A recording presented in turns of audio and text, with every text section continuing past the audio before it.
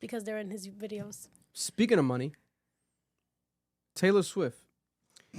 The real boogeyman of the music industry, I say it all the time, it's not Kendrick Lamar, it's not Drake, it's Taylor fucking Swift.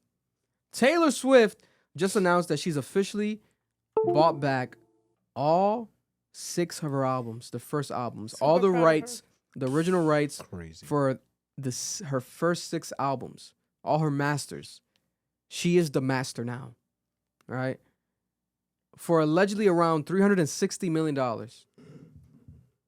To put it in perspective, her former manager, Scooter Braun, who now works, I think, for Hybe America, which was like, I think, Korean, like the biggest or most popular Korean record label, but now behind BTS, etc. But now they brought it to America, and like he's the head of Hybe America, something like that. Nigga's still doing big things. He's one of the most connected guys ever.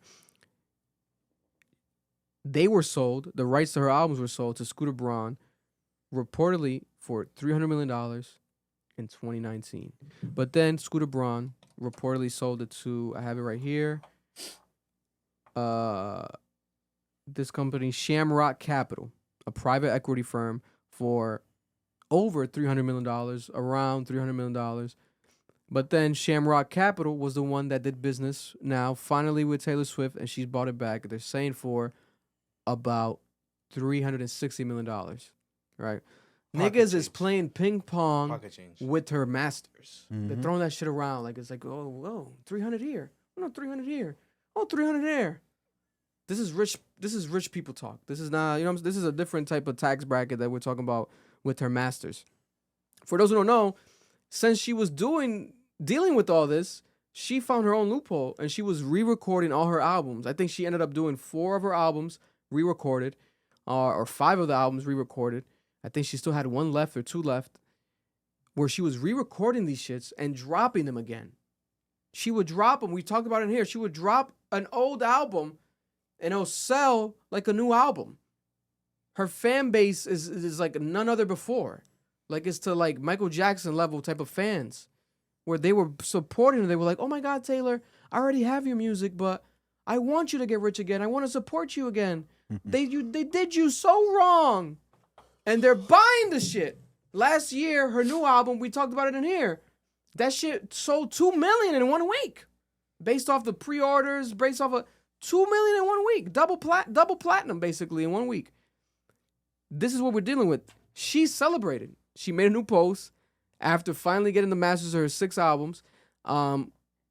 Literally her on the ground, doing the white girl cheer, the classic white girl cheer with the albums on the floor, all 6 albums on the floor. And she's like, yay! Not the white girl cheer.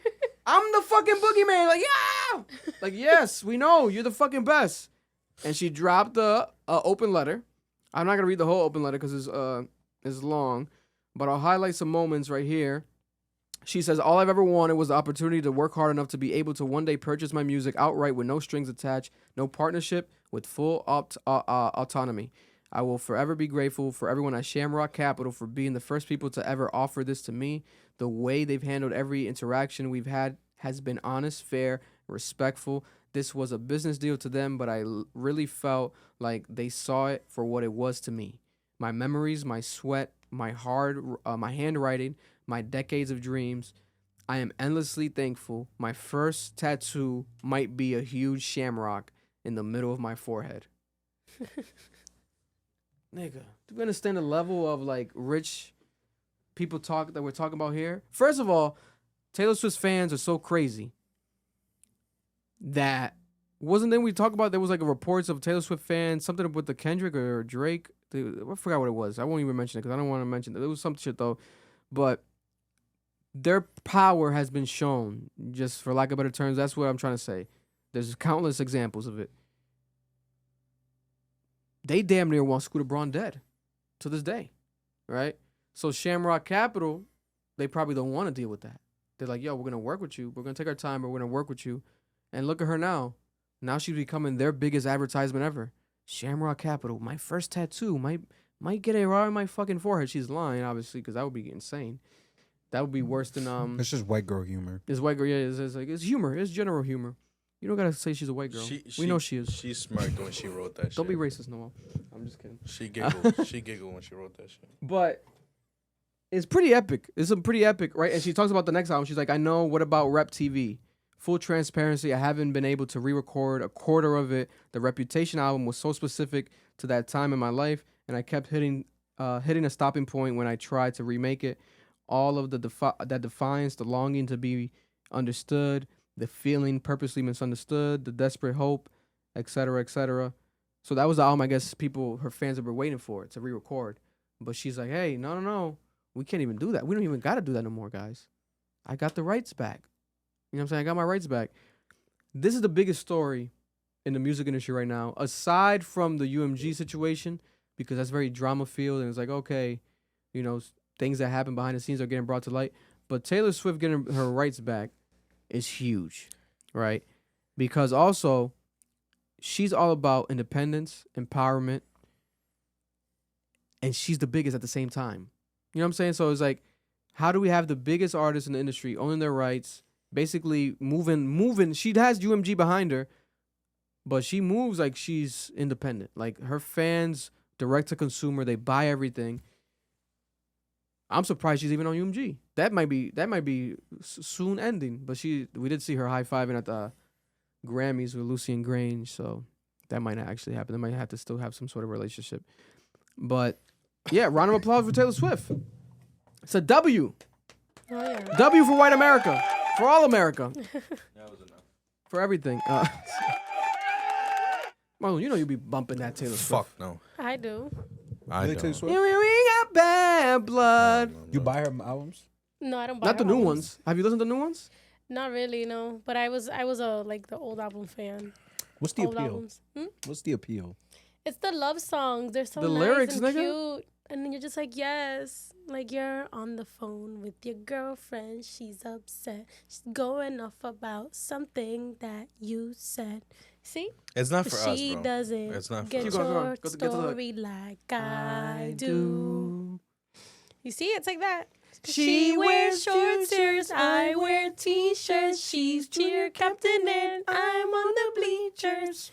And then the other one, like, 'cause when you're 16, somebody tells you they love you, you're gonna believe I don't it. see the appeal. Oh, I Listen, do. I get it. I love all those old songs. Like, I really do. There you go. Honestly, I get it, So, I get but it. the thing is, like, you see that voice that she had in the old albums. She's not gonna be able to record them again because that was like teenage her voice. Even the Yeah. new albums, when she re-records them, she they were obviously she not doesn't sound the same. No, she So doesn't sound the some same. of She just sounds don't- like a grown woman. Yeah, some of us just don't hit the same. No, it hits Yeah. with that little voice. Yeah. People So saying- that's why she needed them back. Yeah. It makes sense. Yeah. I get it. And people saying, "Oh, she's broke now." Like, first off, she's There's not no broke. way. Nigga, She's you not crazy. broke. She Broke took a hit. where? She She took took a a hit. hit, yeah, but she took a hit for purpose. She made two. Because We, she could we talked repurpose it about like it. crazy. We talked about it on here. She made $2 billion. She made Boy, if $2 billion she on her makes, tour. it's not even that. If she bought them albums back and she goes and makes a tour, just doing a throwback, I'm in there. I'm going. That money's back. That I'm money's going. doubled. I'm gonna be in part of the 2, 3, 4 billion that she'll make back because I'm gonna go and sing my heart out to those old albums. And you're gonna see a lot of movies Oh my God, using yes. those albums. Hell Like, yeah, they're gonna be because part of now, soundtracks. because now she can let them. Now she can Before they repurpose it. weren't doing it. That's true. Yeah.